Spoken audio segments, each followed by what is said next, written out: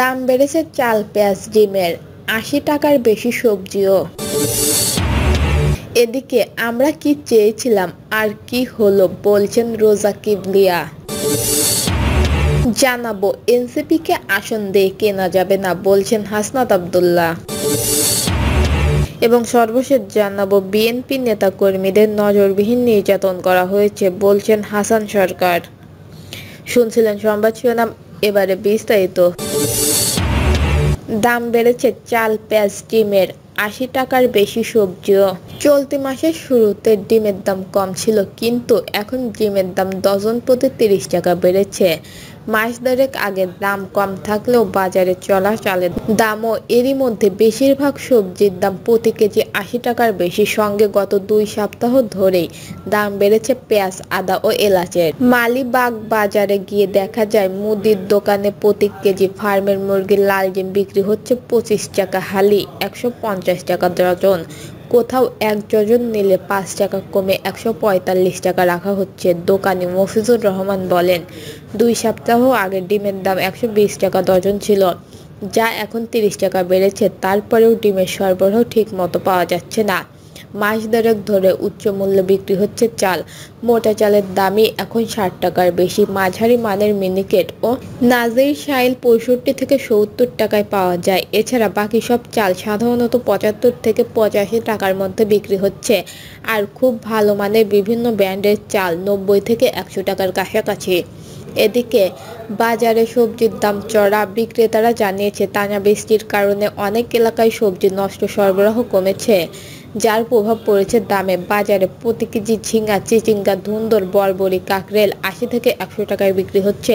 ধরন ভেদে বেগুন ১০০ থেকে ১২০ টাকা কেজিতে বিক্রি হচ্ছে। বেগুনের কেজিতে দাম বেড়েছে ২০ টাকার মতো বিক্রেতাদের হিসাবে। বর্তমান ৬০ টাকার নিচে আলু আর পেঁপে। আর ৬০ টাকা থেকে ৮০ টাকার আশেপাশে দাম রয়েছে সরু ঢেঁড়স, পটল, মিষ্টি কুমড়া সহ হাতে গোনা ২-৪টি সবজির। এদিকে ২ সপ্তাহের ব্যবধানে বাজারে প্রতি কেজি পেঁয়াজের দাম বেড়েছে ৩০ টাকা। ৫০ থেকে ৫৫ টাকা কেজি দরে বিক্রি হওয়া পেঁয়াজ এখন ভোক্তাকে কিনতে হচ্ছে ৮০ থেকে ৮৫ টাকায়। পাইকারি বিক্রেতারা বলছেন, পেঁয়াজের ভরা মৌসুম শেষ হয়ে আসছে। এরই মধ্যে কয়েকদিনের বৃষ্টির কারণে পেঁয়াজের সরবরাহ পর্যায়ে বিঘ্ন ঘটেছে। বাজারে এর প্রভাব পড়ছে। কারওয়ান বাজারের পাইকারি বিক্রেতা জুবাইল আলী বলেন, উৎপাদক এলাকায় পেঁয়াজের দাম গত কয়েকদিন থেকে বেড়েছে। পাবনা, ফরিদপুর এলাকায় মোকামে প্রতি মণ পেঁয়াজের দাম ৪০০ টাকা করে বেড়েছে। বাজারে প্রতি ১০০ গ্রাম এলাচ আগে ৪০০ টাকায় বিক্রি হয়েছে, এখন সেটি বিক্রি হয় ৫৫০ থেকে ৬০০ টাকা দরে। পাশাপাশি প্রতি কেজি আদার দাম ১৮০ টাকা থেকে বেড়ে ২২০ থেকে ২৫০ টাকা হয়েছে। আমরা কি চেয়েছিলাম আর কি হলো, বলছেন রোজা কিবলিয়া। গণ-অভ্যুত্থানে শহীদদের রক্তের সঙ্গে অন্তর্বর্তী সরকার বেইমানি করেছে বলে মন্তব্য করেছে গণ অধিকার পরিষদের সভাপতি ডক্টর রোজা কিবলিয়া। তিনি বলেছেন, আমরা কি চেয়েছিলাম আর কি হলো। রোজা কিবলিয়া বলেন, জুলাই-আগস্টের শহীদদের রক্তের সঙ্গে বেইমানি করেছে এই সরকার। এ বিষয়ে আমার কোনো সন্দেহ নেই।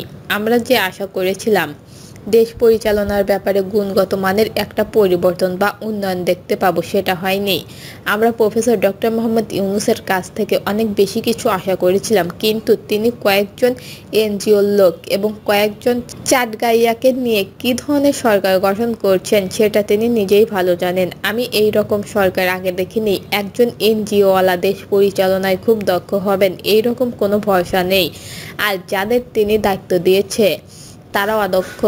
তিনি বলেন, সবচেয়ে দুঃখজনক হলো তারা অসৎ। এখন যে আইন উপদেষ্টা আছেন তিনি কি আনিসুল হকের চেয়ে কোনোভাবে ভালো? আমার তো মনে হয় না। তারা একই জাতের লোক, একই কাজ করছে, শুধু এখন করছে বিপ্লবের নামে, ছাত্রদের নামে। ছাত্ররা অনেকটা ঠকেছে, কিন্তু ছাত্ররা বুঝতে পারছে তারা একটা বিরাট ভুল করছে।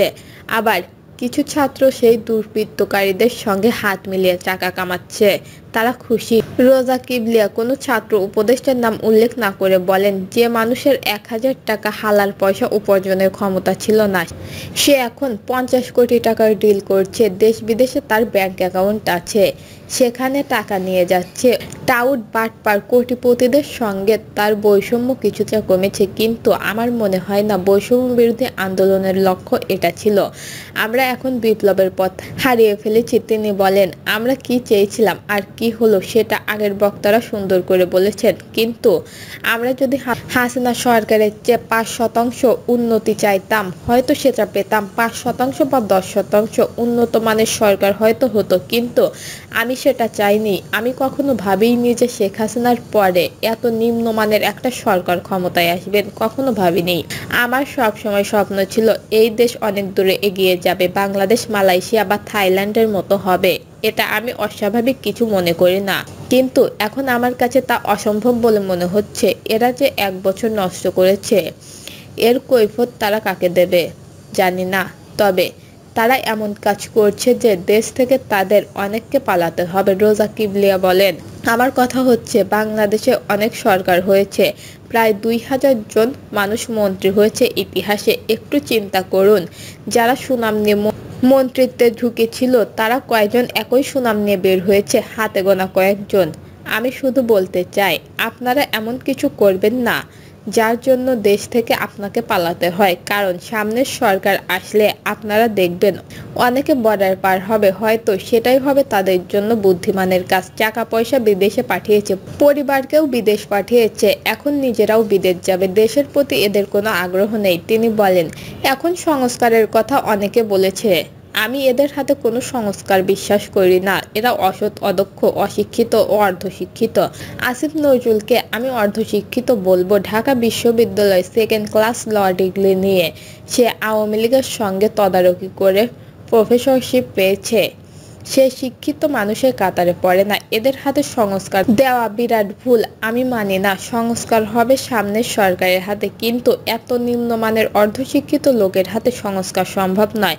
রোজা কিবলিয়া সন্দেহ প্রকাশ করে বলেন, ফেব্রুয়ারির মধ্যে সুষ্ঠু নির্বাচন দেওয়ার মতো পরিস্থিতি তৈরি হয়নি। এদের হাতে তো সংস্কারের কথা দূরে থাক, নির্বাচনও সম্ভব নয়। তারা বলেছে নির্বাচন হবে, কোন প্রক্রিয়ায় হবে, কোন সরকার ক্ষমতায় থাকবে, এরা তো নিরপেক্ষ নয়।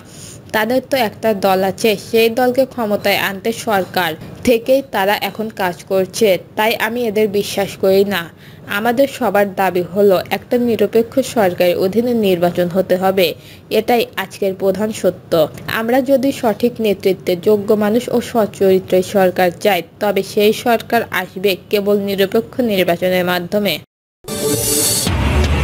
এনসিপিকে আসন দিয়ে কেনা যাবে না বলছেন হাসনাত আব্দুল্লাহ। জাতীয় নাগরিক পার্টির মুখ্য সংগঠন হাসনাত আব্দুল্লাহ বলেছেন, এনসিপিকে আসন দিয়ে কেনা যাবে না। তিনি বলেন, আসন বর্টনের সমঝোতার নির্বাচন আর রাতের ভোটের নির্বাচন একই।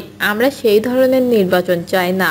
ক্ষোভ প্রকাশ করে হাসনাত আব্দুল্লাহ বলেন, ধানমন্ডি ছেড়ে গুলশানে লাইন দিচ্ছেন সরকারি কর্মকর্তারা। তিনি বলেন, জনগণ নির্বাচনে খেলোয়াড়ের ভূমিকা পালন করবে আর আম্পায়ারের ভূমিকা পালন করবে প্রশাসন। এ ধরনের গেম চেঞ্জের কথাই বলেছে এনসিপি। মিডিয়া উদ্দেশ্য প্রণোদিতভাবে গণঅভ্যুত্থানের প্রথম সারির নেতাদের চরিত্র হরণের কাজ করছে বলেও এই সময় অভিযোগ করেন জাতীয় নাগরিক পার্টির এই নেতা। হাসনাত আব্দুল্লাহ বলেন, মিডিয়া দিয়ে চরিত্র হরণ করেও কেনা যাবে না।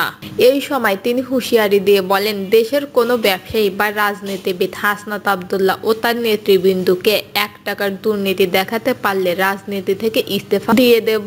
এনসিপির দক্ষিণাঞ্চলের মুখ্য সংগঠন বলেন, নির্বাচন যখনই হোক না কেন তাতে অসুবিধা নেই, তবে অবশ্যই গণপরিষদ নির্বাচন, রুলস অব গেমস চেঞ্জের নির্বাচন হতে হবে।